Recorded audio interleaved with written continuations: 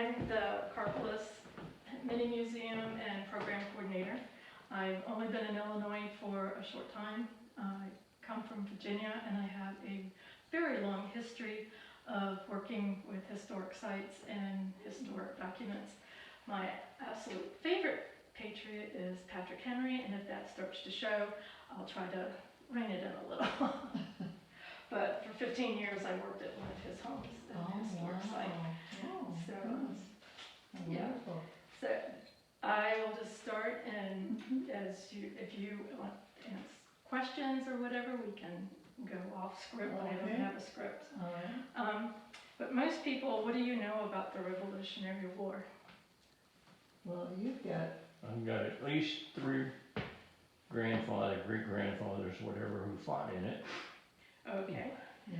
But most people know what was in the textbook. Mm-hmm. George Washington was the commander-in-chief of the army. Yeah. And I don't know, most people don't know, but some do, that he was considered the sword of the Revolution. Thomas Jefferson wrote the Declaration of Independence, and he's known as the pen of the Revolution.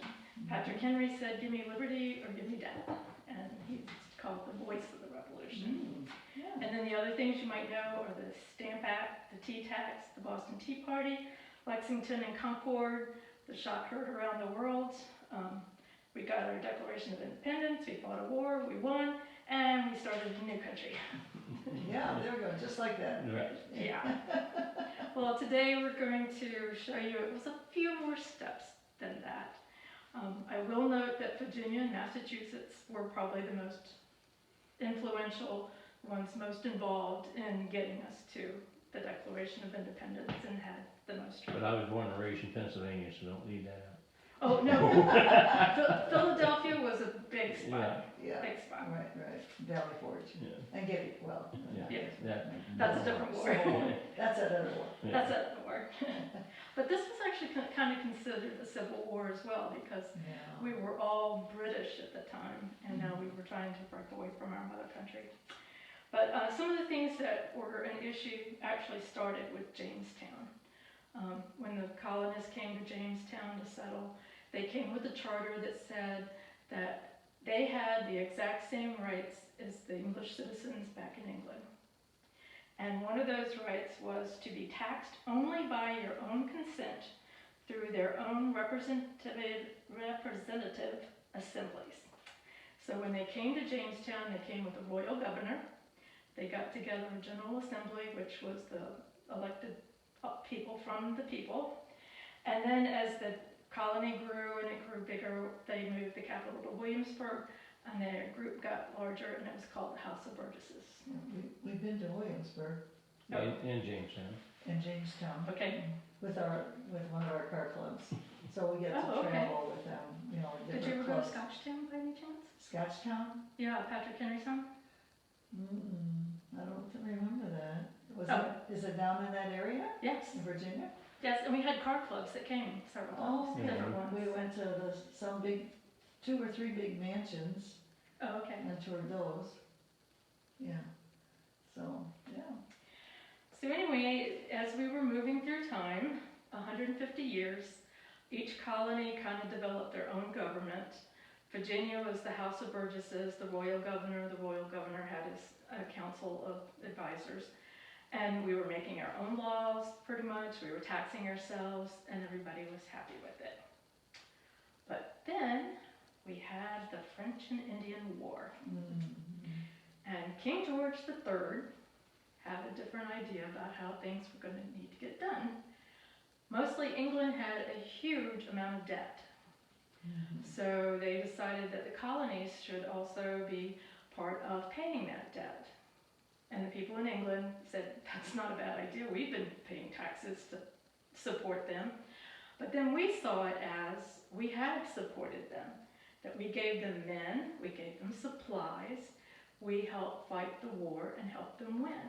So why should we be taxed any more than anybody else? Not only that, but they wanted to do it directly to the people. And that was called the stamp tax. But there were actually 2 taxes before that. It was the sugar and currency that, but we'll get to those. So before all of this started, Patrick Henry was a brand new lawyer. He failed as a shopkeeper twice, failed as a farmer, and had taught himself law and now was a new lawyer.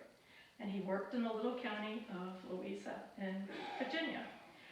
Well, at that time, the Anglican Church was the only church. Everybody was required to attend the church.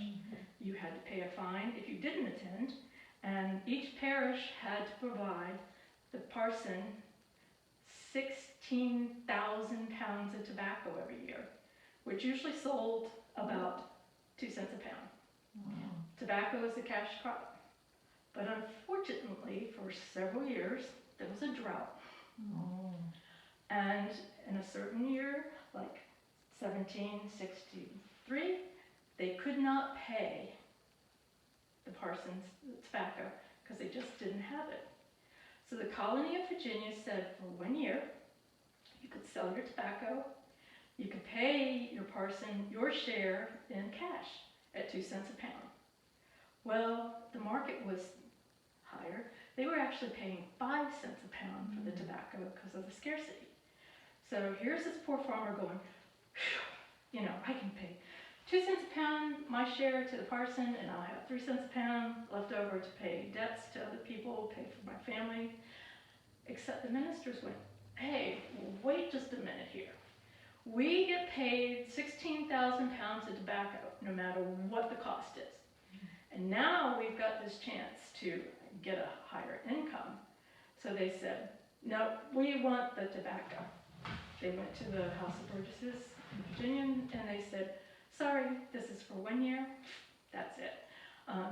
And so they said, all right, we'll write to the king. And they did. But then it took a little longer to get letters back and forth across the pond. So by the time the king wrote back and said, yep, that's what you're supposed to do, give it to them. Well, the year was up. So they decided they were going to sue for the differences in wages. 2 ministers got something. The third one decided they were going to be at Hanover Tavern, and the lawyer representing the people and the lawyer, they had their case, and it was decided for the minister who was suing. He had the right, that was what they were supposed to get. The king said they were supposed to do it. And so he won his case. But then there was this new little lawyer who hadn't had much court time, and the attorney that was for the people said, we've lost, why don't you stay here and argue damages? Guess who? Patrick Henry. So he gets up and he argues for over an hour. All he was supposed to do is argue damages. But in his argument, he called the ministers rapacious harpies, say they were selfish and greedy. By doing this, they were taking food from their parishioners' tables, the clothes from their back, the blankets from their bed. And then he even went so far as to indicate that a king who doesn't take care of his people like he should, then we know is a tyrant and we no longer owe him our obedience. Sounds like someone else. A little bit treasonous there. And it was. This to me was the very first spark of the revolution. Because what happened was the king went over the ruling local government. We had the Two-Penny Act because we were trying to keep our economy stable. And he went over it without even knowing what he was doing. Well, it took Patrick Henry from this little country lawyer that nobody knew to a well-known country lawyer with a very strong voice and had no problem calling the king a tyrant and speaking up for the common man, which then got him elected to the House of Burgesses. A couple months later, he became a House of Burgesses person. The Stamp Act was in the process of being ready to be brought to the colonies and take effect. His first few days in the House of Burgesses, like the first 9, he missed the memo that said, you guys sit still, be quiet, and pay attention to the older guys until you know how things are done, and then you can talk. Well, he stood up and said, I have 7 resolutions against this stamp tax. And when he started reading them, there was a lot of discussion on how treasonous they were. In fact, several times they were mentioned as treason. And his comment was that Caesar had his Brutus, Charles I had his Cromwell, and George III. And when he got to that point, they were yelling treason. And so he said, may he benefit from their example. And if this be treason, make the most of it. So, this was where the colonists first started paying attention, because he got 5 of those 7 resolutions passed. The 5th one was actually taken off later because they really decided it was too treasonous to keep on the books. But all 7 of them ended up in the newspaper. And as we would say today, it went viral. It started showing up in newspapers up and down the coast. Where the Parsons Cause didn't make that much effect because it was only affecting Virginia. This was affecting all the colonies. And Virginia was the largest and the wealthiest colony at that time. So when they did stuff, people paid attention. And when they saw what we were doing to try to get rid of the stamp tax, even before it had taken effect, they all joined in. And we essentially got rid of the stamp tax by boycotting. But it was one that was very difficult. It was strictly a tax to raise revenue for England. We had no say in it. It was on paper and documents. It had to go on all kinds of documents, paper items. And this kept our business, kept marriage license, land trades, all that stuff had to be paid as tax. So they didn't want to do it. So in the long run, by working together, various people decided to just call it quits on that. We're not going to do it. They got rid of it. The other 2 taxes I mentioned was the sugar tax and the currency tax. These had already taken effect earlier. The sugar tax or act was to modify the one of 1733. This one was 64. So all of this was starting to happen in 64, 65, 17. I forget to throw that in. And the sugar tax changed from just modifying sugar and molasses, which was very important because those are ingredients you need to make rum. And added certain wines, coffee, printed fabrics, and regulated our export of iron and lumber. So it was really starting to mess up our economy. It messed up a lot of trade with the islands, the West Indies and all down south of us. And because of that, we were starting to print our own currency, but we had nothing to really back it up. So it was kind of a jumble of things going on. And so England decided that in 1764 that they were going to also do a Currency Act, which meant that we and what we were doing with our currency was no longer effective, totally dismissed it completely, and they were going to take over. So already you start to see these little steps that are going, and none of us have a say in it. So that's where the taxation without representation came in. And it started with the Stamp Act, but it goes back to Jamestown, where we were supposed to have a voice. Now, if the king had been smart, he would have said, okay, send a couple of people to Parliament as representatives to the colonies, and we'll settle this. But he didn't. When they got rid of the stamp tax, because nobody was complying with the rules, they then enforced the Townshend Revenue Acts, and this was in 1767. And it was strictly because they failed the stamp tax to raise any revenue. And this tax taxed mostly everything that we imported from England, which was glass, china, tea, paint, oil, lead, and paper. And this sparked the Boston Non-Importation Decree, where everybody was going to agree to boycott things, especially the tea, because tea could be obtained on black markets from the Dutch, and it was much cheaper. Which then led to the 1773 Tea Act, which was not a tax. It was telling people they had to buy only East India Company tea. And England had backed them so strongly, they were so far in debt that they had 18 million pounds of tea that they couldn't sell. Oh, wow. So they decided they were just going to send it to the colonies and say, okay, this is your tea, you got to buy this, nothing else. Mm. And they gave it to us at a reduced price. Mm. But the tea tax was still in effect. Mm. So every time we had the tea, we had to pay the tax for it. So it wasn't really that much of a bargain after that. Also, it went directly from the British merchants, and our local merchants were then getting cut out of the deal. So again, it was taking down our economy to try to boost England's. So on December 16th, 1773, do you all know what happened?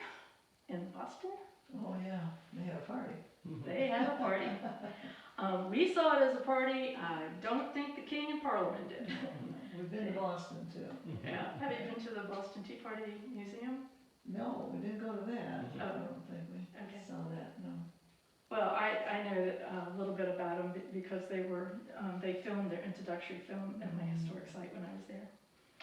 So this triggered what they called the cohorts of acts, where they were trying to make us behave ourselves.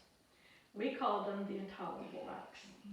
And part of this was to close Boston Harbor until, that was a big, shipping area. So they were going to close the harbor until Boston paid them back for the tea. I kind of go, well, if you close our business down, how do you expect us to pay for the tea? But I guess that didn't matter. Administration of justice, which is where they were taking the right for trial in this colony, or the colonies, back to England. You were being shipped back to England for your trial, which you did not have a jury of your peers. Massachusetts Government Act, they took over Massachusetts, they got rid of the royal governor, they put in the military to run everything.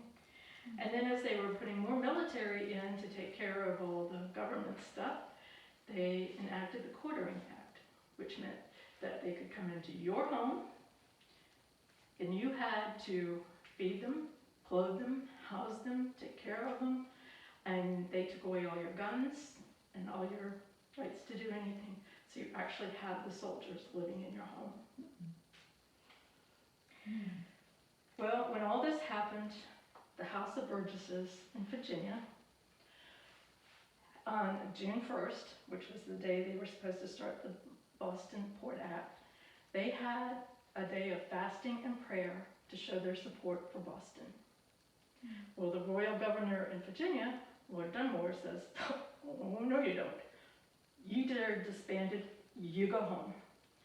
So we're losing your voice, even the little voice that we had. So the taxation without representation is getting worse. They're taking over our government in Massachusetts. Things are just going downhill more and more. And then with that, they were disbanded, told to go home. But guess what? They didn't. They actually went to Raleigh Tavern.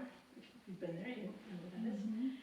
And they met and they elected the delegates for the First Continental Congress, which was in Philadelphia. And at the First Continental Congress, which was September of that year to October, they really weren't sure what they were going to do. It was a moment that they were trying to draw all the colonies together to act as one. And so they had all of them show up except Georgia, so they couldn't completely decide on anything. But Patrick Henry had part of the opening speech, and he said, "Government is dissolved. Fleets and armies in the present state of things show that government is dissolved." Of course, they've just been disbanded. "Where are your landmarks, your boundaries of colonies? We are in a state of natural, sir. The distinction between Virginians, Pennsylvanians, New Yorkers, and New Englanders are no more. I am not a Virginian, I am American." The And that was kind of like the one start to say, yeah, we're not colonies anymore, we've got to act as, and you will find Patrick Henry said a lot of things. So, Yeah. he was definitely the voice. With that, that was the opening of the first Virginia Convention, first Continental Congress. After that, the colonists came, Virginia's colonists came back to have a meeting because they were disbanded. They couldn't meet in Williamsburg anymore, so that's why they met in St. John's Church in Richmond. And that was the second Virginia Convention. And this is where he did his Give Me Liberty or Give Me Death speech. And the day started out with his making a resolution. Well, they actually started on March the 20th and discussed all the things that happened at the Continental Congress, and then they went into other things. And he presented a resolution on March 23rd that said that Virginia should get their militia together and prepare themselves to be part of a war. Not necessarily we're declaring war, but we need to get ourselves ready or we're going to get caught just like Boston, where we have soldiers in our homes, ships in our harbor, because he could see it happening to the Chesapeake Bay and all around, and they were just kind of afraid that it was going to happen to them. So if you read the whole speech, which is very long, and I'm not going to do that to you, but he basically says, hey, look, guys, these are the things, you're looking at them. Why can't you make up your mind?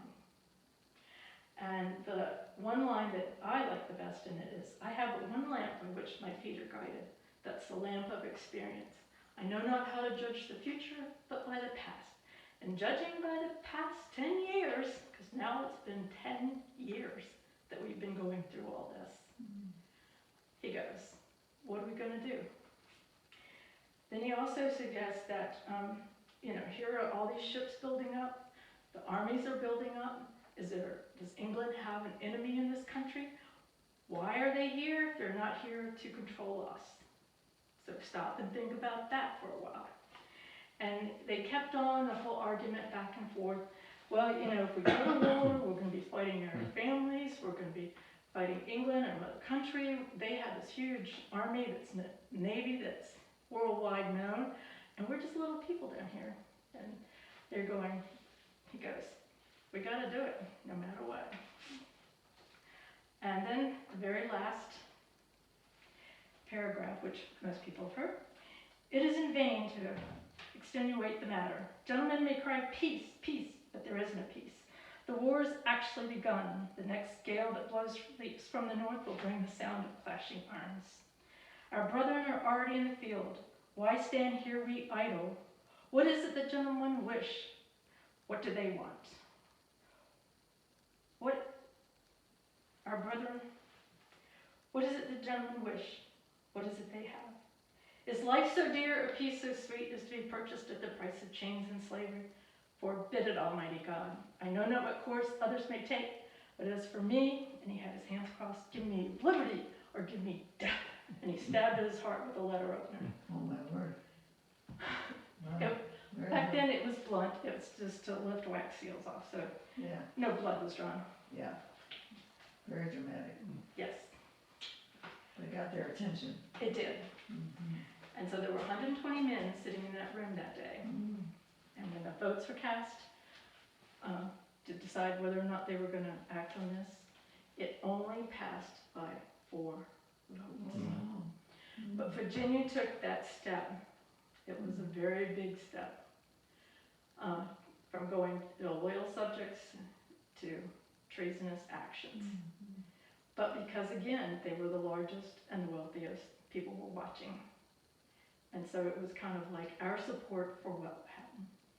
And the next gale that blew from the north was actually about 3 weeks later, and then Lexington and Concord had happened. So then you had,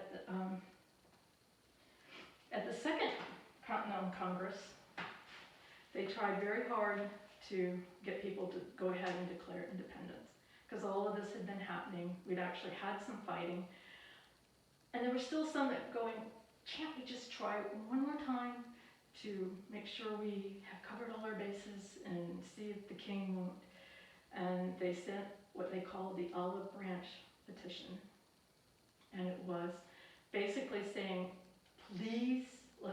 to settle this without, and they were going to wait for the response, and depending on what the response was, it was whether the whole group would go wholehearted into declaring independence. And when they got the word back that the king wouldn't even look at it, just said that they are a rebellious state and let it go, then that's when they all said, okay, we're done. We're getting the Declaration of Independence together. And they did. So, also at the Second Virginia Convention is when they put George Washington, named him Commander-in-Chief of the Army. We also know, just before Lexington and Concord, Paul Revere did his ride. He didn't get very far. He actually got captured by the British. There were two other men that did the rest of the trip for him. A lot of legends that we hear are not necessarily fact. No. So then we have the Third Continental Congress where we've gotten the petition back and stuff. And so on July 4th, the Congress adopted the Declaration of Independence, which was penned by Jefferson. Notice I said penned. He didn't write all of it. He penned it, and he was the final lovely hand that made the Declaration of Independence. It was first publicly read on July 8th, and August the 2nd, the delegates began to sign it. And, there's this wonderful picture on the green tablecloths, and they're all standing there signing it. They weren't all there to do it the same day. And then there's also the myth about John Hancock's signature, which was the largest. May or may not have been totally true that he said, I'm going to write it big enough the king can see it without his glasses, which is a fun little thing to say. But part of it is because he was the president of the Congress, so it might just be that he was taking his place as a prominent person.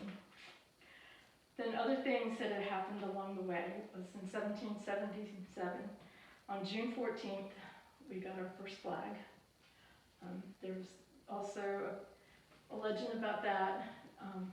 Betsy Ross did it. Unfortunately, there's no documentation from that. We know it was designed by somebody else. Whether she actually made it or not, we don't know. It actually started with her grandson telling a story that he'd heard. So, but there's no documentation. And as historians, we like to document what we put out there in the world. So it may or may not be, but we start calling it the Betsy Ross flag. But it's the one with the circle of stars. Then Lafayette joined our forces. We had Benjamin Franklin and stuff over in Europe trying to get funds and help from France, negotiate with England. We also had John Adams, some other men over there as well.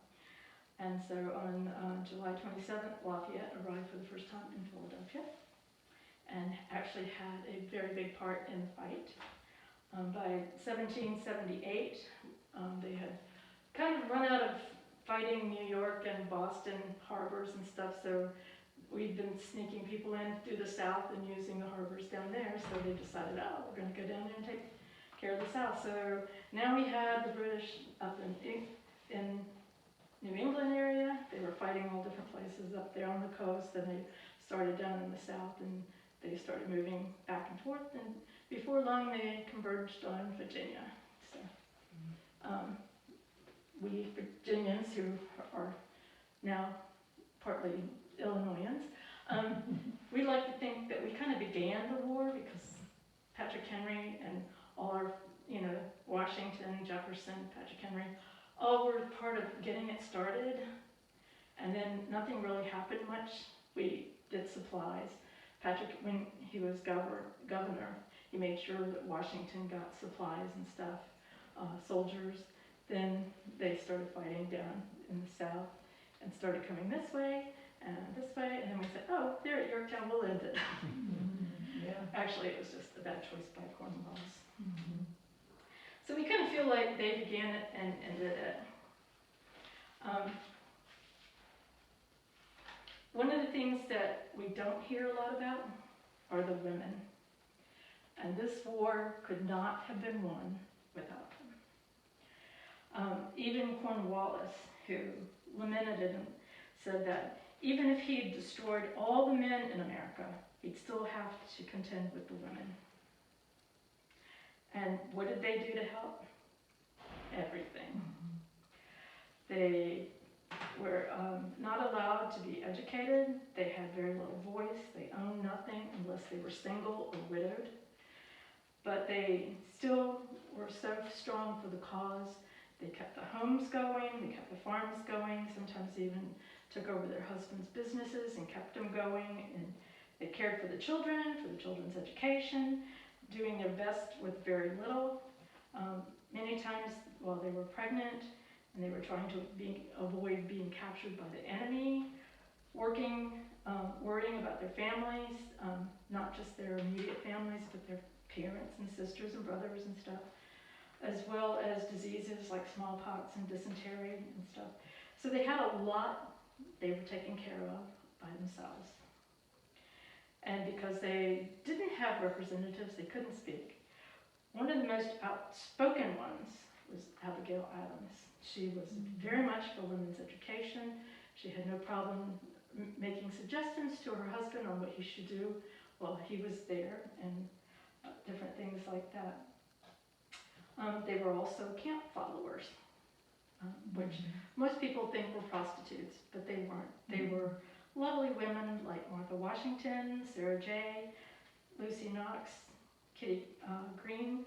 They were the ones that went and helped their husbands be officers.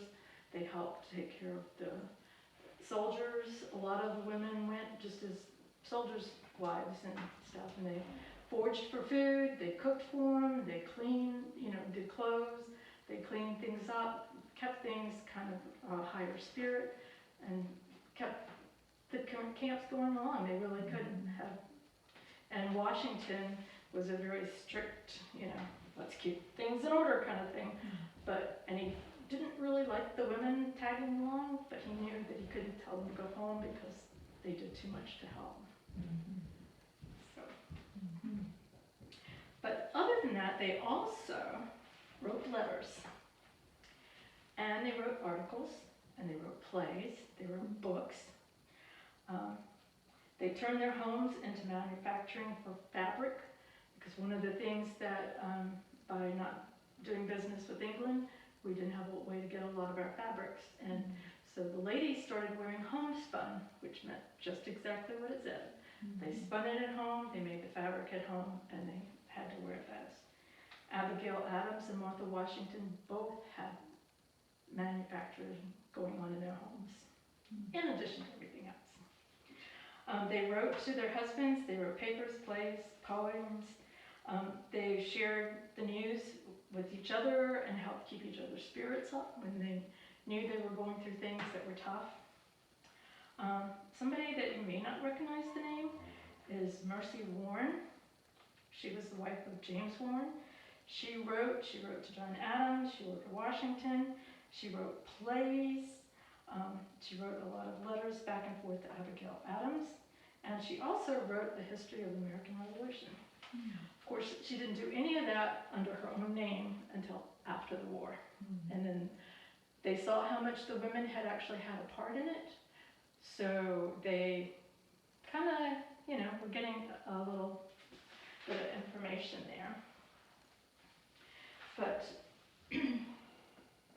and this is one of the best books I've ever read in terms of women.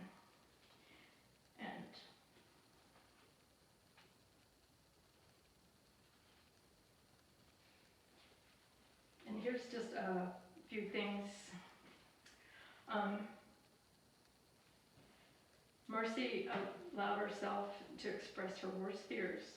No one has to stake a larger share of this domestic than myself. I have no less than 5 sons who must buckle on harnesses and perhaps fall a sacrifice to the meaning of liberty.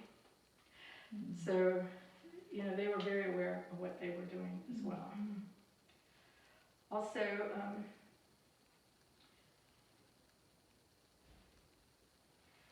she observed, what was going on. She made comments about how their sex and stuff was being denied.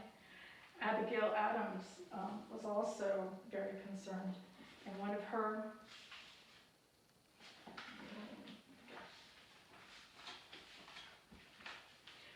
you've probably heard this. And by the way, in the new code of laws, which I suppose will be necessary for you to make, I desire that you remember the ladies and be more generous and favorable to them than our ancestors. Remember, all men would be tyrants if they could. If particular attention is not paid to the ladies, we are determined to reform the rebellion and will not hold ourselves bound to the laws in which we had no voice or representation. So they were basically throwing it back at them, or she was, that y'all are fighting this war for a reason, and we're going to be fighting it for it too. And she did get a lot of emphasis on education and the women and stuff as they moved through the different things. She also wrote one about pins and knitting needles to her husband, because again, this was stuff that they weren't, but the ladies only wore pins in their clothes to keep them closed. So they had no source because we were no longer trading with England. And knitting needles because more and more people were having to do their own clothes and stuff, so she wanted to make sure they were aware that they were shorthanded of getting supplies.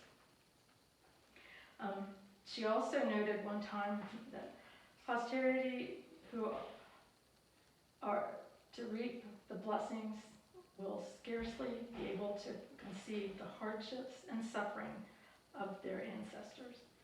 So they also realized that what they were doing would affect the people in the future, but they wanted to be remembered as well. Again, Martha Washington, Sarah J., Kitty Green, Lucy Knox, they were all camp followers.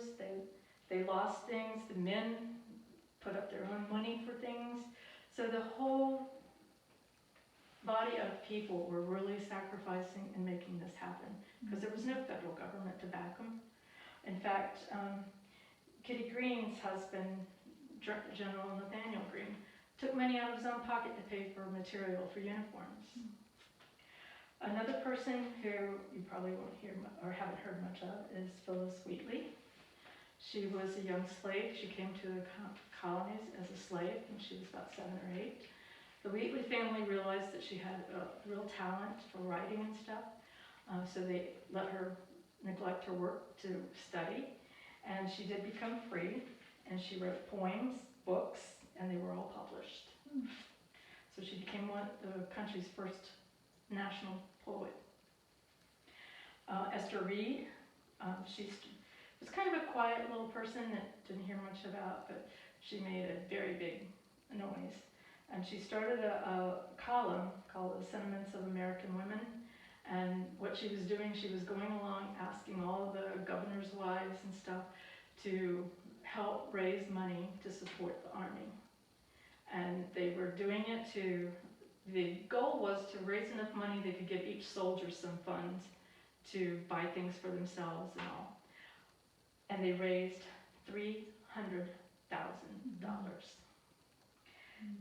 And when they tried to give it to George Washington to give to the soldiers, he said, no. He said, if I just hand them money, they will not necessarily buy what they need. They might buy liquor and stuff. He said, buy linen and make them shirts. And they were going, look, we did this so we could show the soldiers that we are supporting them. And he said, nope, they need shirts. So what they did was they bought the linen, they made 2,200 shirts, and to make sure the soldiers knew the ladies had a part in it, every time they did a shirt, they sewed their name in the shirt. So when the soldier got it, he knew who made that shirt for him.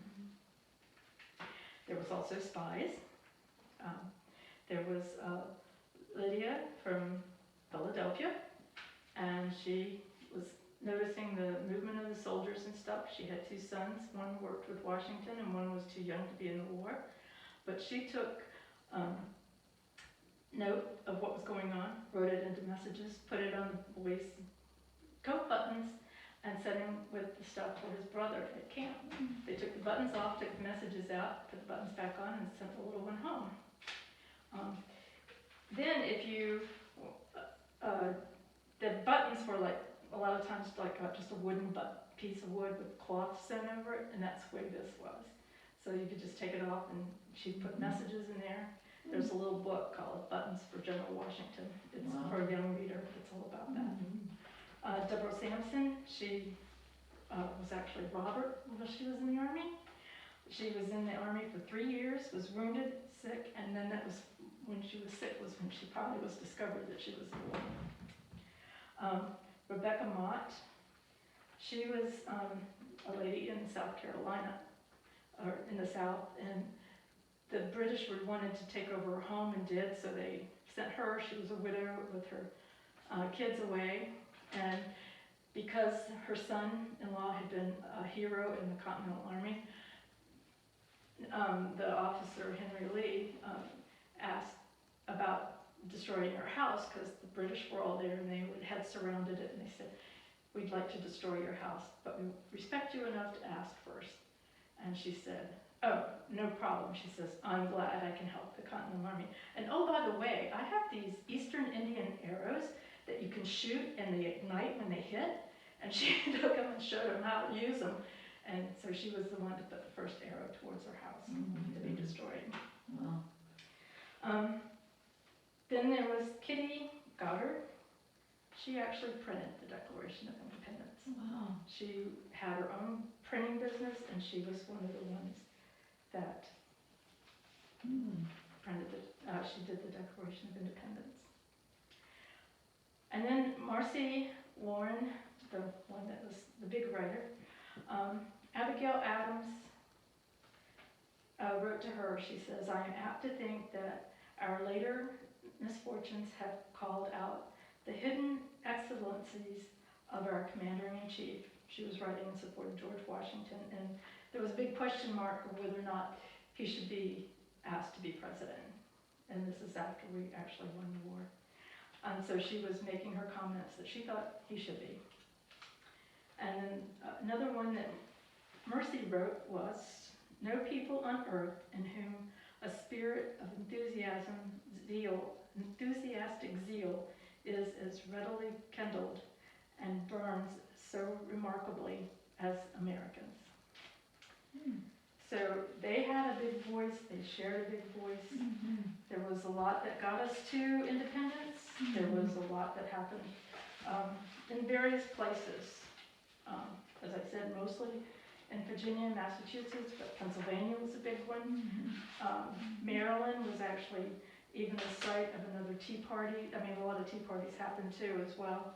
So it wasn't just these particular events, things were happening all around. Yeah. And Wow, So- wonderful. do you have any questions, comments? Oh my, just well researched. You must have a degree in history, English, literature, no? No. Chemistry. Economics. I was by education, I was a home ec teacher.